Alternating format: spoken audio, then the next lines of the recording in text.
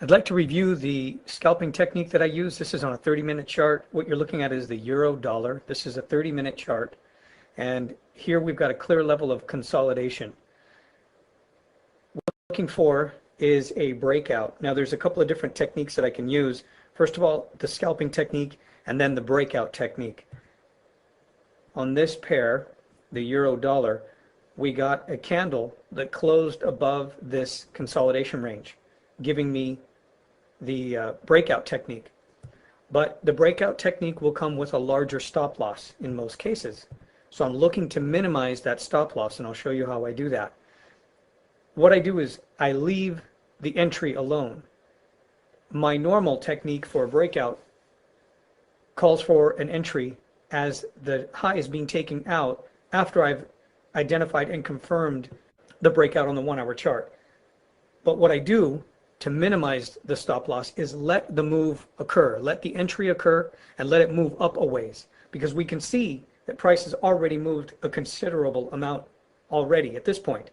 It's due for some kind of a pullback. At least people are going to sell off and take some profits at this point. Nobody knows for sure if price is actually going to come up to this old resistance here at 31.58, right? So some people are taking some profits.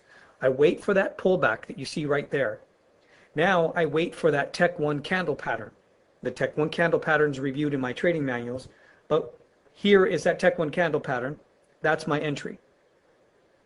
Now what I've done is, rather than get in on the breakout and look for support as a potential area to identify the stop loss, that's not to say that I'm going to use this low here as a stop loss if I got in on this breakout.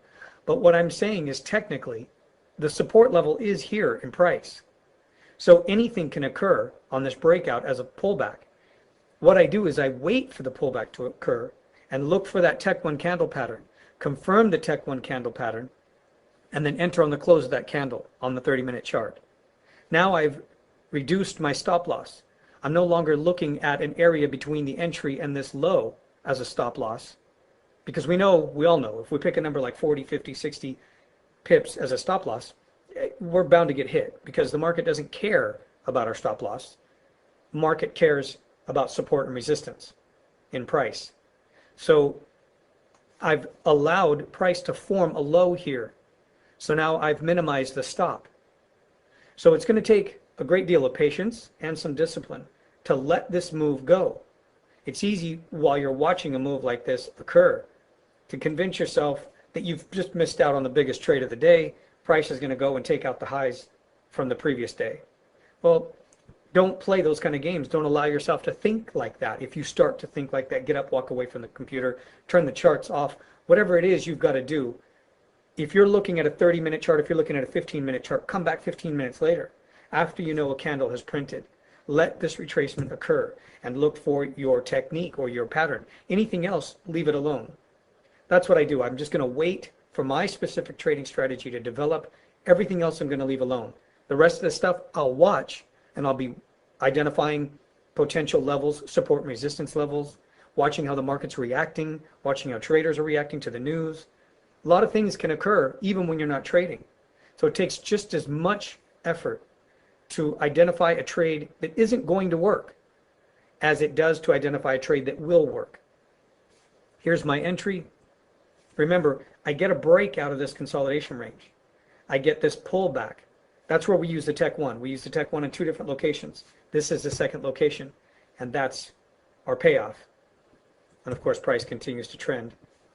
Now, I want to show you compared to the pound dollar. Now, this is the pound dollar. This is a 30-minute chart. This is the same candle that occurred on the euro dollar that gave me that Tech 1 candle pattern for the entry. The problem with this one was it was inside of consolidation.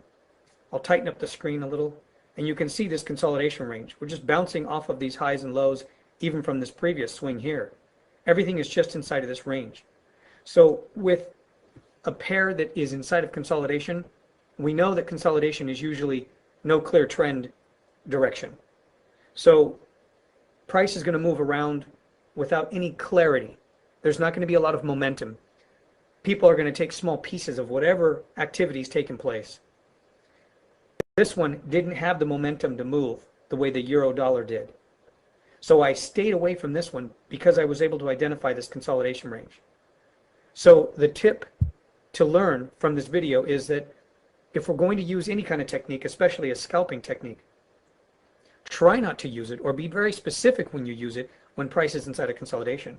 I'd rather wait for price to move out of consolidation, a breakout move that I can identify like I did on the euro dollar. This one was still in consolidation. As soon as this candle closed, the entry on the next candle immediately pulled back. If you're looking to use a 15 or 20 pip stop loss on a scalping method, this would have clearly stopped you out. Even though it didn't take out the low, and even though eventually it went higher, it's a frustrating situation to put yourself into where you have a stop that's put too tight, or a stop in general that you use all the time. It gets hit, yet price still goes to that profit target. So we're looking to minimize that kind of possibility. And identifying what state the market's in, whether trending or consolidation, is going to help you identify which technique to use or whether you should stay out of the trade altogether. Thanks for watching.